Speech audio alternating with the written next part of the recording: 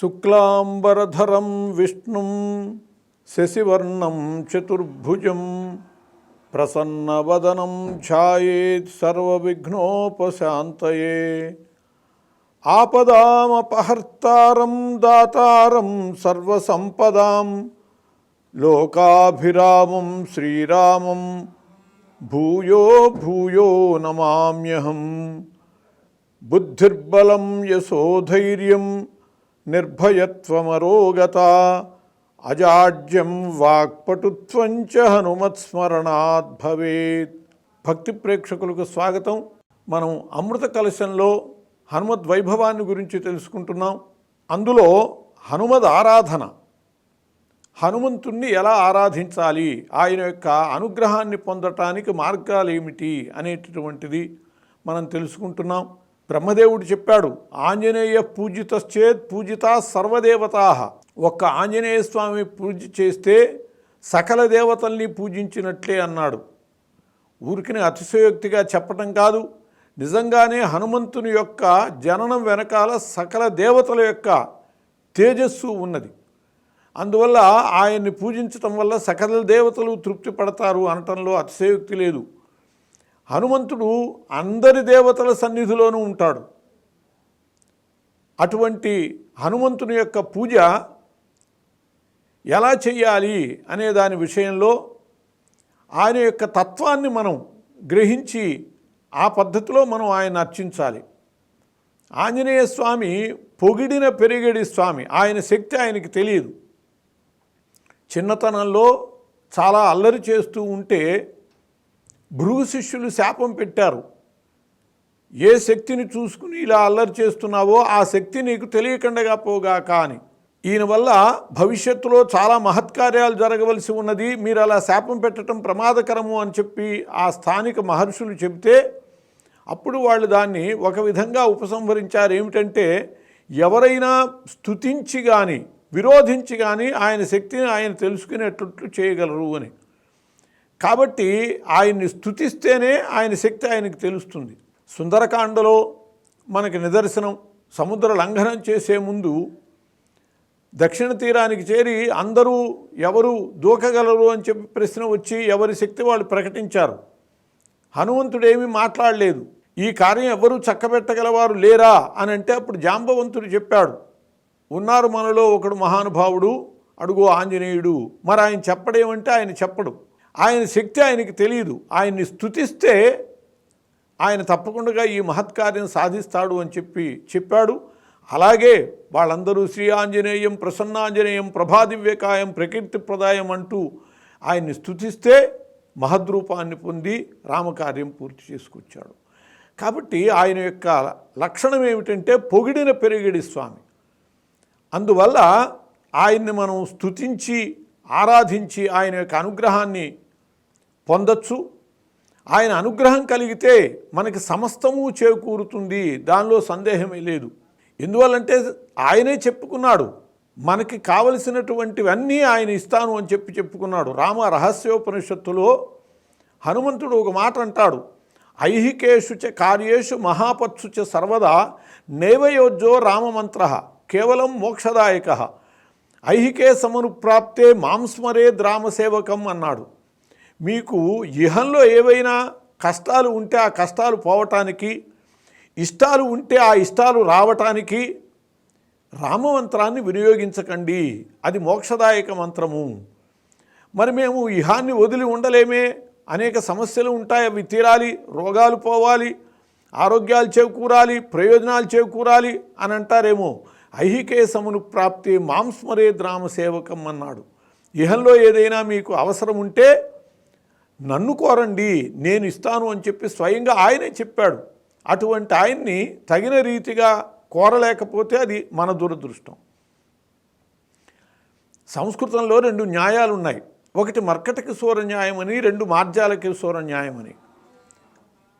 మార్జాల కిశోర న్యాయం అంటే పిల్లి తన పిల్లలని 7 గొంతులు తిప్పుతుంది, తానే పట్టుకు వెళుతుంది కానీ 7 గొంతులే తిప్పుతుంది. కోతి అలా కాదు, దాన్ని పట్టుకోవాలే కానీ పిల్ల సక్రమంగా పట్టుకుంటే అది కొండలెక్కిస్తుంది, నదులు దూకిస్తుంది, ఎంత దూరమైనా ఎంత ఎత్తుకైనా తీసుకువెడుతుంది. అది ఆంజనేయ స్వామి తత్వం.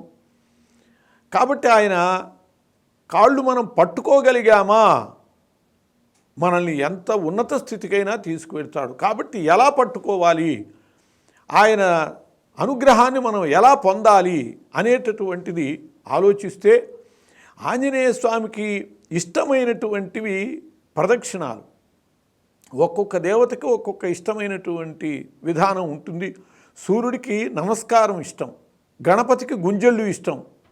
అట్లా ఒక్కొక్క దేవతకి ఒక్కొక్క పద్ధతులు ఉంటాయి. విష్ణువుకి భోగం ఇష్టం, శివుడికి అభిషేకం ఇష్టం, ఆంజనేయ స్వామికి ప్రదక్షిణాలు ఇష్టం. అటువంటి ప్రదక్షిణాల ద్వారా ఆంజనేయ స్వామి యొక్క అనుగ్రహాన్ని మనం పూర్తిగా పొందొచ్చు, మన కోరికలన్నీ తీర్చుకోవచ్చు. కాకపోతే ఈ ప్రదక్షిణాలు కూడా విధానం తెలిసి చెయ్యాలి. ఊరికైనా ప్రదక్షిణాలు చేసి కోరిక నెరవేరలేదు అని అంటే అది సమంజసమైనటువంటి పద్ధతి కాదు. ప్రదక్షిణానికి ఒక పద్ధతి ఉన్నది.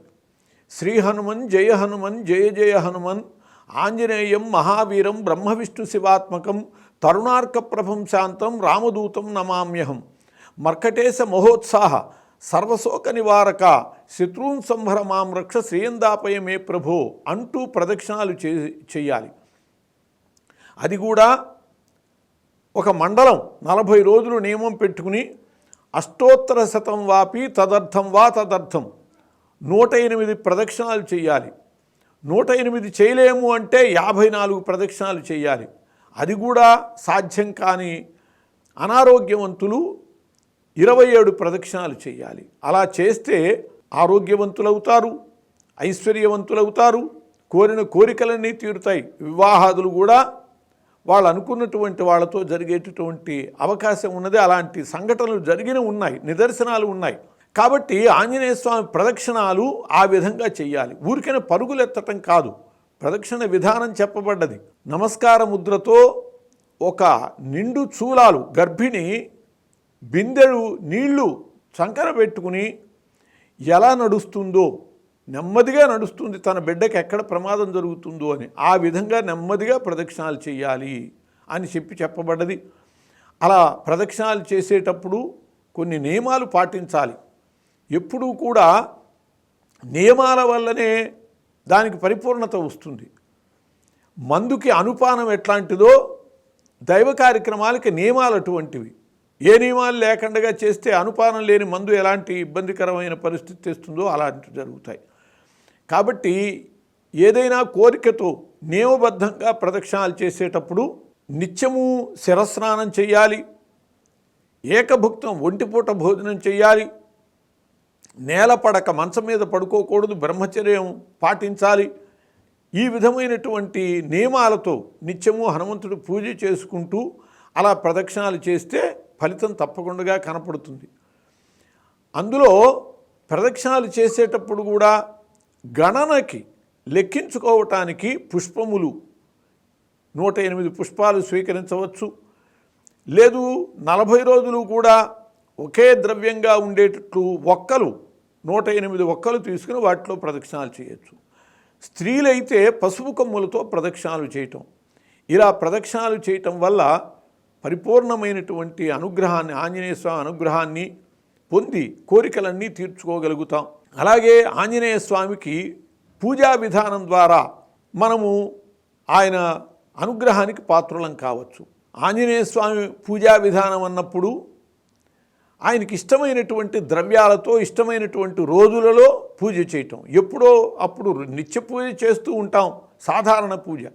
అలా కాక విశేషమైనటువంటి పూజలలో, విశేషమైనటువంటి దినాలలో పూజ చేయటం వల్ల ఆయన యొక్క అనుగ్రహాన్ని విశేషంగా మనం పొందగలుగుతాం. హనుమంతునికి ముఖ్యమైనటువంటి పర్వదినాలు 3 ఉన్నాయి. ఈ పర్వదినాలు 3 మనం నిర్వహించగలిగితే అది హనుమద్ ఆరాధనలో చాలా ముఖ్యమైనటువంటి మార్గాన్ని అవలంబించినటువంటి వాళ్ళమవుతాం. ముఖ్యంగా హనుమత్ జయంతి, వైశాఖ బహుళ దశమి నాడు హనుమత్ జయంతి వస్తుంది. హనుమంతుడు పుట్టినరోజు అది ప్రధానమైనటువంటి పర్వదినం. చైత్ర పౌర్ణమి నాడు కొందరు చేస్తూ ఉంటారు. చైత్ర పౌర్ణమి హనుమద్ విజయోత్సవం. వాళ్ళ ఊరేగింపులు తిరణాళ్ళు జరపవలసినటువంటి రోజు తప్పితే జయంతి ఆ రోజు కాదు. జయంతి వైశాఖ బహుళ దశమి నాడు చేయాలి.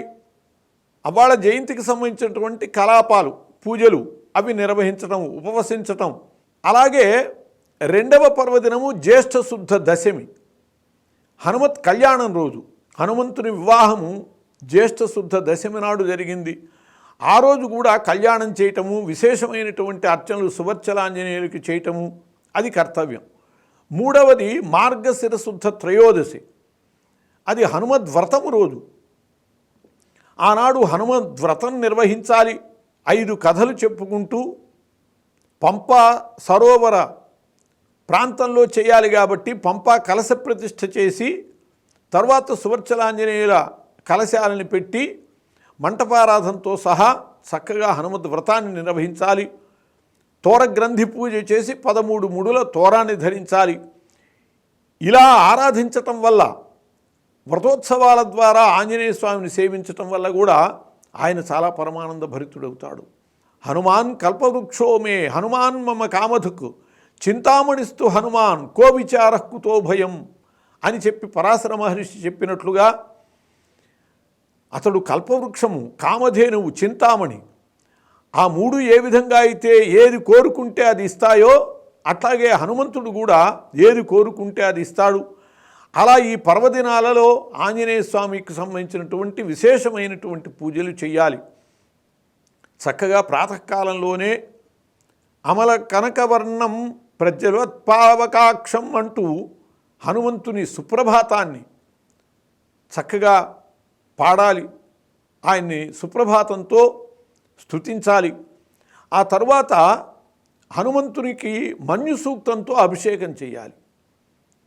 అభిషేక ప్రియ శివ అన్నట్టుగా శివుడు ఏ విధంగా అభిషేక ప్రియుడో ఆ శివావతారుడు, రుద్రావతారుడైనటువంటి హనుమంతుడు కూడా అభిషేకం అంటే చాలా ఇష్టమైనటువంటి వాడు. కాబట్టి ఆయనకి అభిషేకము మన్యు సూక్తంతో చేయాలి. మన్యు సూక్తము చాలా గొప్ప శక్తి కలిగినటువంటిది.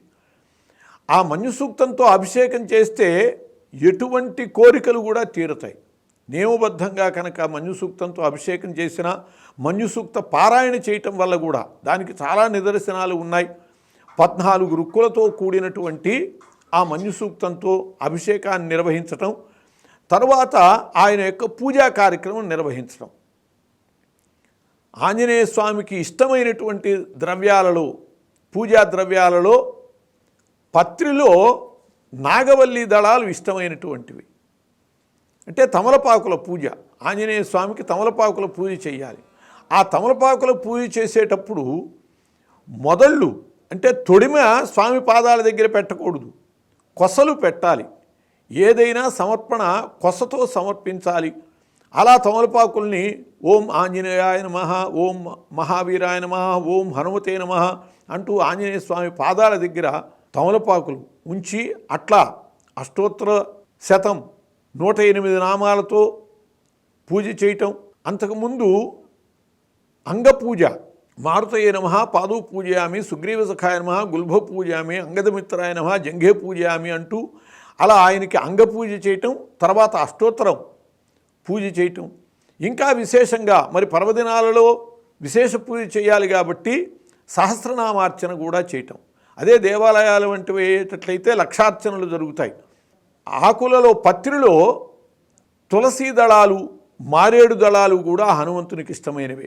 లక్షార్చన చేసేవాళ్ళు కూడా 1,00,000 తులసీ దళార్చన హనుమంతునికి చేస్తారు, 1,00,000 మారేడు దళార్చన చేస్తారు. తులసి విష్ణు ప్రీతికరం, మారేడు శివ ప్రీతికరం. ఆంజనేయ స్వామి ఇద్దరికీ సంబంధించినటువంటి వాడు, పరమ వైష్ణవ శిఖామణి, ఈశ్వరాంశ సంభూతుడు. కాబట్టి అటు మారేడు దళము ఆయనకి ఇష్టమే, తులసీ దళము ఇష్టమే. ప్రత్యేకంగా నాగవల్లి దళం, తమలపాకులు ఇష్టమే. ఇట్లా పత్రిలో ఈ 3 రకాల పత్రులతోనూ ఆయనకి పూజ చేయొచ్చు. సహస్రనామార్చన చేసి ఆయన్ని సంతృప్తిపరచచ్చు. అలాగే పూజా ద్రవ్యాలలో ఆయనకి ఇష్టమైనటువంటి వాటిల్లో సింధూరార్చన. సింధూరం ఒంటి నిండా పూయటం వల్ల ఆయన ఆనందిస్తాడు. మంగళవారం నాడు ఒంటి నిండా పూస్తే ఆయన పరమానంద భరితుడవుతాడు. నామాలు చెబుతూనే అలా ఒంటి నిండా సింధూరం పూస్తే ఆయన పూజ కూడా మనం చేసినట్లే. అలా కాక సింధూరాన్ని సమర్పిస్తూ మనం ఏ విధంగా అయితే అమ్మవారికి కుంకుమ పూజ చేస్తాము, కుంకుమతో పూజ చేస్తామో అలా సింధూరంతో అష్టోత్తర శతము, సహస్రనామార్చన, విశేషార్చనలో లక్షార్చన కూడా ఆ సింధూరంతో చేయొచ్చు. అక్కడ నామాలు ప్రధానం, ద్రవ్యము కాదు. అలాగే కదళీ ఫలార్చన కూడా ఆంజనేయ స్వామికి ఇష్టం. అరటి పళ్ళతో పూజ చేయటం, ఒక్కొక్క నామం చెబుతూ అరటిపండు ఆయన పాదాల దగ్గర పెట్టడం. అరటిపండు కూడా తొడిమ పెట్టకూడదు, చివర కొస ఆయన పాదాల దగ్గరికి వచ్చేటట్టుగా అరటిపళ్ళు సమర్పించాలి. అలా కదళీ ఫలార్చన చేస్తే చాలా సంతోషిస్తాడు. ఈ చేసే అర్చనే, ఆరాధనే కదళీ వనంలో కనుక చేస్తే, అంటే అరటి తోటలో ఉన్న ఆంజనేయ స్వామికి చేస్తే అది సహస్ర గుణిత ఫలితం ఇస్తుంది అని చెప్పబడ్డది. ఒక మాటు హనుమాన్ చాలీసా పారాయణ చేస్తే అరటి తోటలో ఉన్న ఆంజనేయ స్వామి దగ్గర 1000 సార్లు పారాయణ చేసినంత విశేషం అది.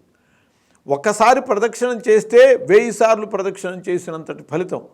అందువల్ల ఆంజనేయ స్వామి దేవాలయాలు ఉన్నటువంటి వాళ్ళు ముఖ్యంగా చుట్టూతా అరటి తోటను వేయటం, అరటి తోటలో ఆంజనేయ స్వామి ఆలయం ఉండేటట్లు చేసేటట్లయితే నిత్య పూజ కూడా చాలా సహస్రగుణితంగా చేసినటువంటి ఫలితం ఇస్తుంది. అలా కదలికి సంబంధించిన సమస్తము ఆంజనేయ స్వామికి ఇష్టమే.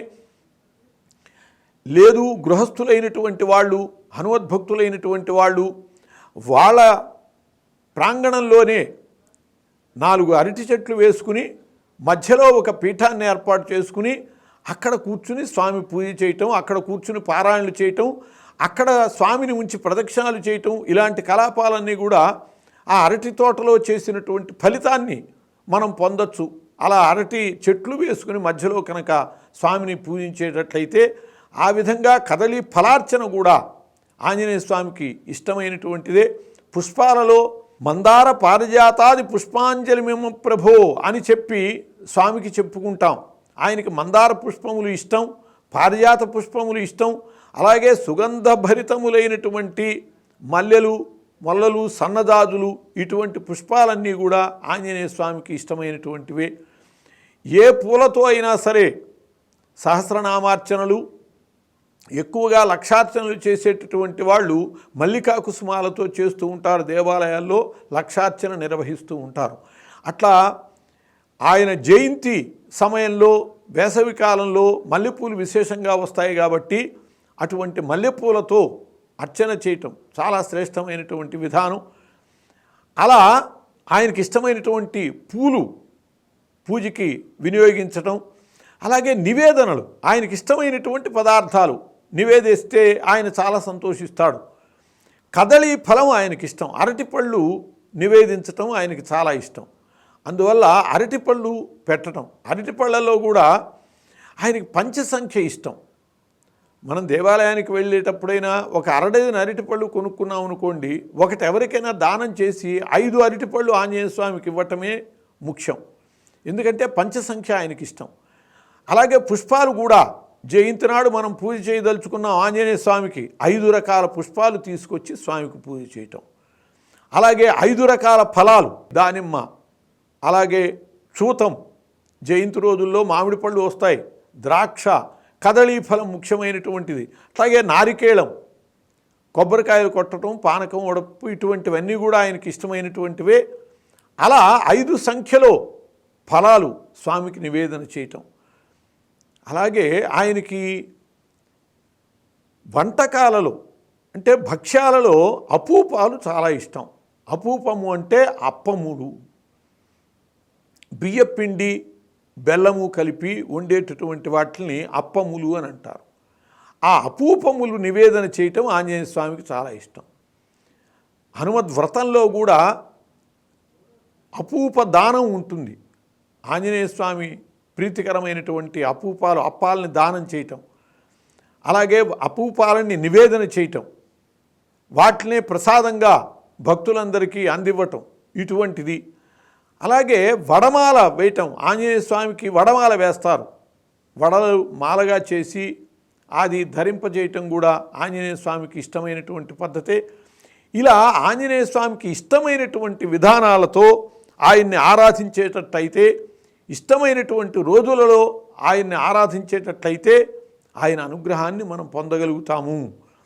ఆ 3 పర్వదినాలు చైత్ర పౌర్ణమితో పాటు 4 పర్వదినాలే కాదు, ప్రతి మాసంలో కూడా హనుమంతునికి ఇష్టమైనటువంటి రోజులు ఉన్నాయి.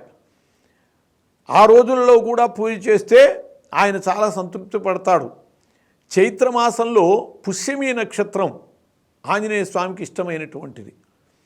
పుష్యమి నక్షత్రం వచ్చే రోజున చైత్రమాసంలో ఆయన్ని పూజించేటట్లయితే ఆయన అనుగ్రహిస్తాడు. మైందుడు అని చెప్పి ఒక భక్తుడున్నాడు, సుందరీ నగరంలో ఉండేవాడు. ఆ మైందుడు ప్రతి చైత్ర పుష్యమి నాడు స్వామిని పూజిస్తూ చైత్ర పుష్యమి నాడు ఆయన యొక్క అనుగ్రహాన్ని పొందాడు. గంగలో నావ మీద పెడుతూ అది మునిగిపోయే పరిస్థితుల్లో స్వామినే ధ్యానిస్తూ ఆయన మంత్రమే జపిస్తూ ఉండిపోయాడు. కళ్ళు మూసుకుని ఆ ధ్యానంలో ఉండంగా ఆంజనేయుడు వీరావతారంతో ఆ నావని తీసుకెళ్ళి ఒడ్డున పెట్టాడు. అలా ఆయనని అనుగ్రహించి ఆయనకి సాక్షాత్కరించినటువంటి రోజు చైత్రమాసంలో ఉండే పుష్యమి నక్షత్రం. ఆ రోజున ఆరాధించటం స్వామికి ఇష్టం. అట్లాగే వైశాఖ మాసంలో ఆశ్లేష నక్షత్రం స్వామికి ఇష్టమైనటువంటిది. ధ్వజదత్తుడు అని చెప్పి ఒక మహాపండితుడు, వేదాంగవేత్తే కానీ కటిక దరిద్రుడు. అటువంటి వాడు ఆంజనేయ స్వామిని ఉపాసించి ఆయన యొక్క అనుగ్రహాన్ని పొంది ఆయన యొక్క సాక్షాత్కారం పొందాడు. అది వైశాఖ మాసంలో ఆశ్లేష నక్షత్రంలో జరిగింది. అలా జ్యేష్ఠ మాసంలో మఖా నక్షత్రము, ఇలా అనేక రకాల పర్వదినాల ఆంజనేయ స్వామికి ఉన్నాయి. ఆ రోజుల్లో ఆరాధించటం వల్ల ఆంజనేయ స్వామి అనుగ్రహాన్ని పొందగలుగుతాం. మంగళవారం నాడు సింధూరం పుయ్యటం ఆంజనేయ స్వామికి ఇష్టమైనటువంటి విధానం. అలాగే లాంగూల పూజ ఉన్నది, హనుమల్ లాంగూల పూజ చేసి ఒక్కొక్క రోజు తోక మీద బొట్టు పెడుతూ, తోక మొదలు నుంచి చివరి దాకా 20 రోజులు, చివరి నుంచి మళ్ళీ మొదటి దాకా 20 రోజులు, అలా 40 రోజులు పూజ చేస్తే ఆ పూజ చేసే సమయంలో పూజత కానీ లేకపోతే లాంగూలాస్త్రము అని ఉన్నది, అది స్తుతించి కానీ లాంగూల పూజ చేస్తే ఆ స్వామి యొక్క అనుగ్రహాన్ని విశేషంగా పొందగలుగుతాం. ఇలా ఆయన్ని ధ్యానాలు చేయటం, మంత్రాలు ఉపాసించటం, ఈ అనేక మార్గాల ద్వారా ఆంజనేయ స్వామిని ఆరాధించేటట్లయితే ఆయన ఇహంలో మన కోరికలన్నీ తీరుస్తాడు, పరంలో కూడా ఆయన ముక్తినివ్వగలడు. తులసీదాసు మనకి నిదర్శనం. యత్రాస్తి భోగో నహి తత్ర మోక్షః, యత్రాస్తి మోక్షో నహి తత్ర భోగః, శ్రీ మారుతే సేవన తత్పురాణం భోగశ్చ మోక్షశ్చ కరస్థయేవ అని శౌనక మహర్షి చెప్పాడు. అలా ఆంజనేయ స్వామిని ఆరాధించేటటువంటి వాళ్ళకి ఇటు భోగము అటు మోక్షము రెండూ కూడా సమకూడుతాయి. కాబట్టి అలా ఆయన్ని ఆరాధించి ఐహిక పారమార్థిక ప్రయోజనాల్ని సాధించుకోవాలి. స్వస్తి.